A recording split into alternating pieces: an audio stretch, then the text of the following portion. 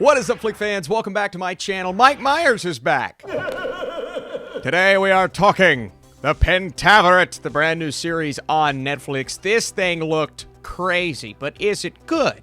That's the question. What if a secret society of 5 men has been working to influence world events for the greater good since the Black Plague of 1347? I'll stop that. As this new series begins, one unlikely Canadian journalist finds himself embroiled in a mission to uncover the truth and just possibly save the world himself. As always, we're going to start with the rating. It may not be one you want to watch with your kids. It's TV mature for substances, violence, nudity, and lots of language. The Pentaverate is a benevolent secret society that has existed for so long. They are behind so much that no one knows about, but they're not the Illuminati. This series makes it very clear. Different Illuminati from the other thing coming out this weekend. Every episode starts out with a voiceover from Jeremy Irons. Each episode holds a different voiceover. They're self-aware. They're often hilarious. Jeremy Irons is having a fantastic time, as is everyone in this movie. But looking at the members of the Pentaverate, it's not just numerous Mike Myers playing these different characters. It also consists of multiple celebrities that we know and love, but sometimes a celebrity is playing a character, so just got to keep up. Charles Darwin, Nelson Mandela, Billie Eilish, they say at one point, is going to be in there eventually. But we get numerous jokes and gags and extremely subtle, often unsubtle moments that will have you sometimes chuckling, sometimes laughing, sometimes the joke misses in its entirety. But I do love the fact that this series is so self-aware. But it's all surrounding the man, the myth, the legend himself. He's not a myth. He is Mike Myers. And we haven't really seen a lot of Mike Myers, or near as much as we see in this series, for a long, long time. And I'm a huge fan of the guy. Even though this type of comedy at points is, or at least does feel a tad bit outdated, right? We're getting a lot of fart and poop and dirty jokes that are going for that gut-busting laugh, and sometimes they'll even pause before they move on to the next thing. But when I'm not laughing as a viewer, it creates for an awkward situation. Some of it comes from Mike Myers' attempt at humor, and those will occasionally miss, but when they hit extremely hard. But there are so many opportunities for that in this series because he plays many of the members, the main members of the Pentaverate. Will bring along extras like Keegan-Michael Key and his character, or Ken Jeong, who is in the back half of the episodes.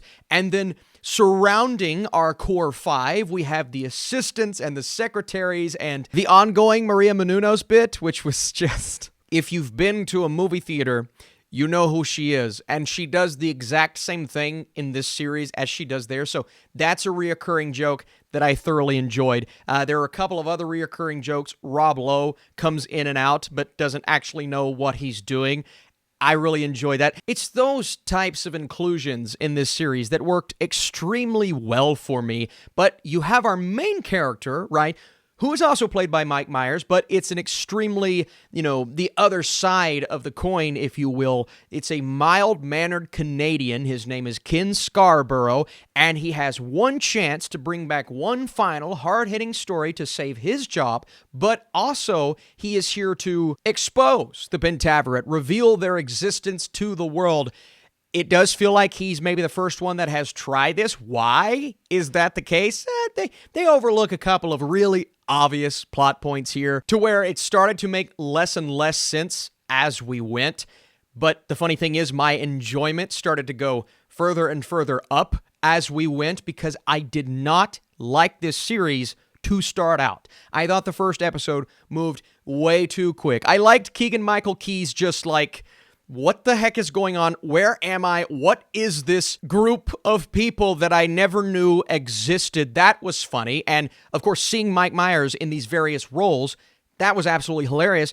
But there was absolutely no trace of a story that was resonating with me at that moment. And there are a lot of jokes that I just don't know if they're going to hold up all that well, whether that be the celebrity references or what's going on in the world. You look at it 10, 15, 20 years from now, that type of humor, It's okay at points, right? I was chuckling, but I was never really laughing out loud, and they're hitting on things that I was just like, all right, some of the elements are on the nose. Mike Myers, his shtick, I feel like some people will be sick of that. I'm not sick of Mike Myers. I'm just excited to see him back on screen, but it does occasionally feel like Austin Powers light, right? We love the shtick from Austin Powers. He's doing the exact same thing there as he is here, but Austin Powers has a far more interesting story. Austin Powers is ludicrous and off the rails, but you care more so about the characters. In this series, you do start to care about Ken Scarborough and his assistant. There's a nice little twist there. But for the most part, these are characters that I could have cared less about because I just don't really know who they are. And they also start to run together, right? Myers plays someone from over here, and yes, they're all from different countries, and they speak different languages and this and that. But I'm like, wait, what was that character's backstory again? Oh no, that was this other guy who is also played by Mike Myers, right? They didn't stand out maybe as much as what his characters have from other projects, and that was unfortunate.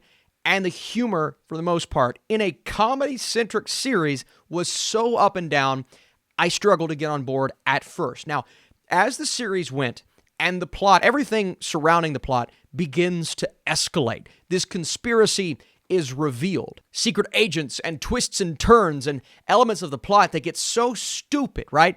I'm not saying it makes a lot of sense. And if you can put some of the silliness aside, they start to lean less so on the fart jokes and less so on the silly, not very funny humor. It starts to get more compelling from that standpoint. And even though the plot is ridiculous, it does begin to reveal itself. You're like, oh, this is what we're here for.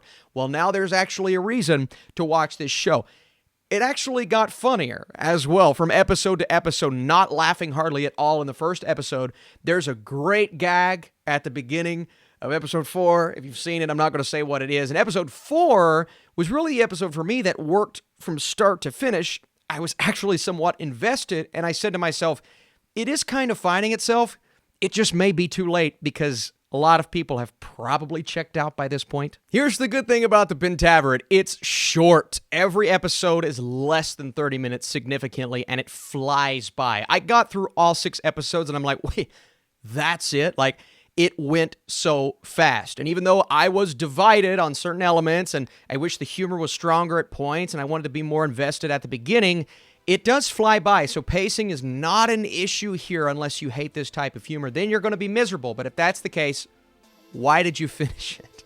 It's my job, I have to. Why did you finish it if you're miserable? Before I give you my score, please let me know your thoughts down below. Did you enjoy this Mike Myers venture, or is it just not your type of humor? I think that's the most important thing. If you're not laughing, then you're not going to like this series. The Pentaverate features Mike Myers in full force, and it's nice to see him back at the top of his game. While the series never fully delivers on its story or the humor, it does find its way in the back half, and that's why I believe Season 1 is just okay. I'm going a 60%, a 6 out of 10. I think it does enough, starts to find its stride, but like I said earlier, you have to get to that point, so I won't be surprised if it does not keep your attention. Thank you guys again for watching. Let me know what is your favorite Mike Myers movie or property down below. I'm talking the actor, not the entity, Mike Myers. Mine would be Halloween. Okay, bye-bye.